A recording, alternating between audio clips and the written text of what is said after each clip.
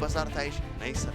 અહીંથી પસાર થાય છે? નહીં. નીચેથી પસાર થાય છે? નહીં. હવે જોજો તમે, અહીંથી દિલ કે આર પાર. નમસ્કાર વાલા વિદ્યાર્થી મિત્રો, હું પરમાર સર આપનું સ્વાગત કરું છું. ધોરણ 12 સાયન્સ ચેપ્ટર 1 વિદ્યુત ભાર અને વિદ્યુત ક્ષેત્રની વાત કરીએ તો એમાંથી ઉદાહરણ નંબર 10 જે મોસ્ટ ફેવરેબલ છે, બોર્ડમાં પૂછાવા યોગ્ય છે. તો હવે આ એક્ઝામ્પલને સોલ્વ કરવા માટે સમજીએ શું આપ્યું છે. એક સમઘન આપ્યો છે સર. આ સમઘન જે છે તમને વાય, એક્સ અને ઝેડ એક્સિસ અહીંયા ઉગમ બિંદુથી એ અંતરે આપેલો છે. સર સમઘન એટલે શું? તો આ સમઘન છે. સમઘનની ટોટલ કેટલી બાજુ હોય? સમઘનની ટોટલ 6 બાજુ જોવા મળે. કેટલી બાજુ હશે? 6 બાજુ. ઓકે. હવે આવા સમઘન જે છે એમાંથી વિદ્યુત ક્ષેત્ર પસાર થાય છે.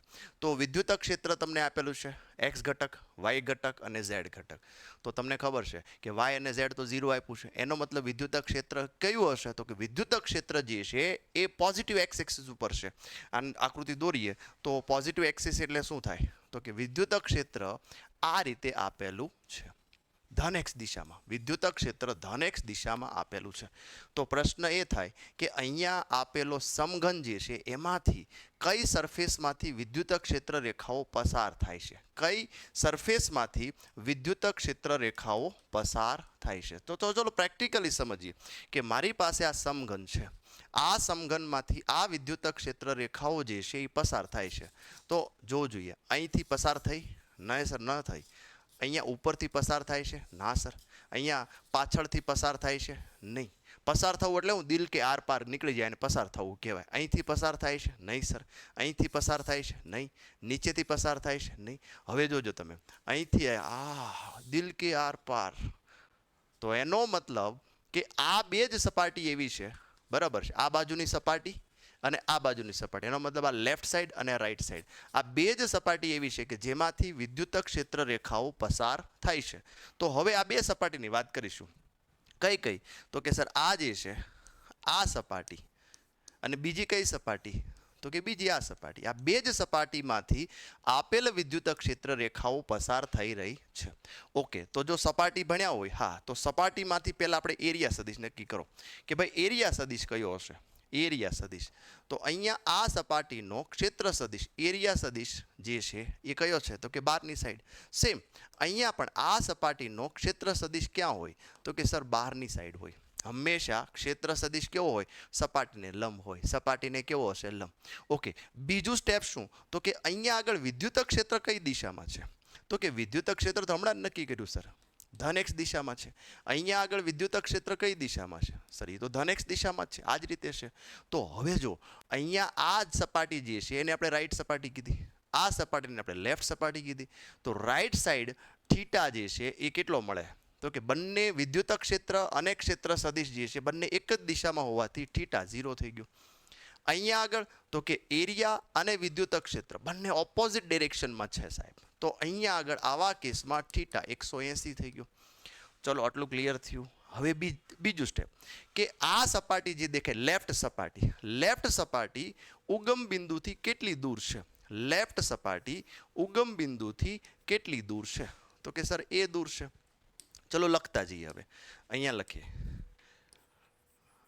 લેફ્ટ સરફેસ, અથવા તો સપાટી લખો. ચલો લેફ્ટ સપાટી, સફારી નહીં સપાટી, લેફ્ટ સપાટી ઉદ્ગમ બિંદુથી કેટલી દૂર છે? તો કે એ દૂર છે. એ દૂર છે. Okay sir.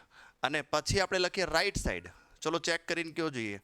રાઈટ સાઈડ સપાટી જે છે એ ઉદ્ગમ બિંદુથી કેટલી દૂર છે? તો સર આ એ અને આ ઓલરેડી એ છે, તો એ પ્લસ એ કેટલું થશે? 2a દૂર છે. 2a દૂર છે. અને હજી એક વસ્તુ લખવી છે કે ભાઈ લેફ્ટ સાઈડ અને રાઈટ સાઈડ સપાટી, આ સપાટીના ક્ષેત્રફળ કેટલા છે? આ બધું લખવું જરૂરી છે. ક્ષેત્રફળ કેટલા થાય? તો આનો છે ક્ષેત્રફળ એ અને આ પણ એ, બંને એ છે. તો એ મલ્ટીપ્લાય એ શું થાય? એ સ્ક્વેર છે.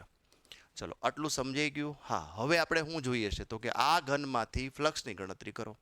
તો ફ્લક્સ બે માંથી જ મળશે, આ બે સપાટીમાંથી. તો લખીએ બે સપાટીમાંથી મળે તો કુલ ફ્લક્સ, ટોટલ ફ્લક્સ કેટલું મળે? તો કે પહેલા લખીએ આપણે રાઈટ સાઈડ અને પછી લખીએ left side. Right side plus left side. Okay sir, સમજાઈ ગયું. હવે જોજો અહીંયા 5 ટોટલ. ઓકે, 5R નો ફોર્મ્યુલા શું, ફ્લક્સનો ફોર્મ્યુલા શું, E A cos થીટા સાહેબ, E A cos theta, E A cos theta, E A cos theta. Same અહીંયા પણ ફોર્મ્યુલા શું થશે, E A cos થીટા. અહીંયા આગળ રાઈટ સાઈડનો થીટા છે, આ લેફ્ટ સાઈડનો થીટા છે. એરિયા બંનેનો સમાન છે, લેફ્ટ હોય કે રાઈટ હોય, દરેક સપાટીનો એરિયા કેટલો છે, સેમ, A સ્ક્વેર. અહીંયા આગળ આપણે E1 લખી દઈએ અથવા તો EA લખી દઈએ, લેફ્ટ રાઈટ લખીએ. અહીંયા આગળ રાઈટ સાઈડનું લખીએ, અહીંયા આગળ લેફ્ટ સાઈડ લખીએ. ચલો હવે ફરીથી 5 ટોટલ લખીએ. હવે 5 ટોટલ નથી લખતો, ખાલી ઇઝ ઇક્વલ ટુ લખું છું. 5 ટોટલ છે એવું સમજો, કારણ કે જગ્યા ઓછી છે, મારે બધું સમાડવું છે. હવે ER ઇલેક્ટ્રિક ફિલ્ડ આપ્યું છે આલ્ફા x રેઝ ટુ 1/2, જ્યાં x શું છે, x જે છે એ ઉગમ બિંદુથી સપાટી કેટલે દૂર છે. તો આલ્ફા તો લખી નાખ્યો સર. ચલો x ની જગ્યાએ શું લખવાનું, તો કે પહેલી સપાટી જે છે એટલે કે રાઈટ સાઈડ સપાટી જે છે, રાઈટ સાઈડ સપાટી ઉગમ બિંદુથી કેટલી દૂર છે, રાઈટ સાઈડ સપાટી ઉગમ બિંદુથી 2a દૂર છે.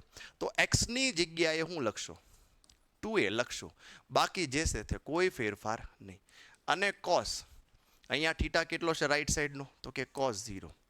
ચલો કામ પતી ગયું આપણું. અહીંયા આગળ હજી સર આમાં એરિયા તો ભૂલી ગયા તમે. હા, એરિયા ભૂલી ગયા. આપણે આ જે લખ્યું એ શું લખ્યું, તો કે વિદ્યુત ક્ષેત્ર લખ્યું.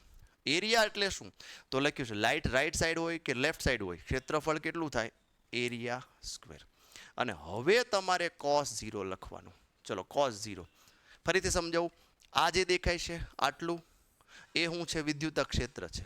આ શું છે, એરિયા છે. અને આ cos થીટા છે. આઈ થિંક તમને સમજાઈ ગયું હશે. હવે ફરીથી same to same procedure. Alpha છે, હા, આલ્ફા લખ્યો. x શું, તો કે લેફ્ટ સાઈડ સપાટી ઉગમ બિંદુથી કેટલી દૂર છે, તો કે a રેઝ ટુ 1/2.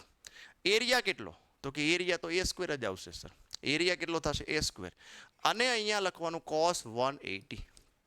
તો ફરજિયાત આને સિમ્પ્લિફાઈ કરીએ તો આનું સિમ્પ્લિફિકેશન શું થાય, તો કે આલ્ફા એમના 2 ને હું લખી નાખીએ, √2 લખી નાખીએ. આ 2 ઘાત, આ 1/2 ઘાત, 2 ને 2 વત્તા અડધું, અઢી એટલે શું થાય સર, 5/2. અને cos 0 શું થાય, 1. સેમ આલ્ફા અલગ લઈ લઈએ. 2 ને અડધું શું થાય, અઢી સર. તો અહીંયા શું આવશે, 5/2. અને cos 180 શું થાય, -1. આલ્ફાની કિંમત આપી છે મિત્રો, આલ્ફાની કિંમત 800 આપેલી છે. તો ચલો આમાંથી કંઈ કોમન નીકળે, હા સર કોમન નીકળે. શું કોમન નીકળે, તો કે આલ્ફા કોમન નીકળ્યું, a રેઝ ટુ 5/2 કોમન નીકળ્યું. તો આમાં શું વધે, √2 અને -1. હવે આમાં કિંમત મૂકી દઉં. આલ્ફાની કિંમત જે છે એ 800 અને એની કિંમત જે છે ઓલરેડી આપી છે, એની કિંમત પણ 0.1 આપેલી છે. તો 0.1 રેઝ ટુ શું થશે, રેઝ ટુ થશે 5/2. અને √2 - 1, √2 એટલે શું થાય ખબર, 1.4142. 1.4142 માંથી 1 બાદ કરો તો શું થાય, 0.4142. ચલો આનો આન્સર જે છે મારા વાલીડાઓ તમારે કોમેન્ટમાં આપવાનો છે, બરાબર છે. આનો આન્સર જે છે એ તમારે આન્સર આપવાનો છે કોમેન્ટમાં. ન્યૂટન આલ્ફા 5, હા, આનો આન્સર જે છે એ એકમ સહિત કોમેન્ટમાં આપશો. બહુ સિમ્પલ છે, 3 માર્ક રોકડા મળે એમ છે. સર હજી બાકી છે ઘનની અંદર રહેલો વિદ્યુત ભાર મેળવો. ચલો ટ્રાય કરીએ. બીજું બાકી છે ઘનની અંદર, તો ફ્લક્સનો ફોર્મ્યુલા શું, Q/ε0. વિદ્યુત ભાર જોઈએ છે સર, તો ફ્લક્સ મલ્ટીપ્લાય ε0. ક્યુને કરતા બનાવો. જે પણ ફ્લક્સ અહીંયા મળ્યું સર કેટલું મળે છે, 1.05. 1.05. આ 1.05 જે છે એ અહીંયા મૂકી દો. 8.85 into 10⁻⁻12. તો હવે આ વિદ્યુત ભાર જે છે આનો આન્સર પણ તમારે કોમેન્ટમાં લખવાનો છે, કેટલો આન્સર આવે છે. લાગ્યો મસ્ત?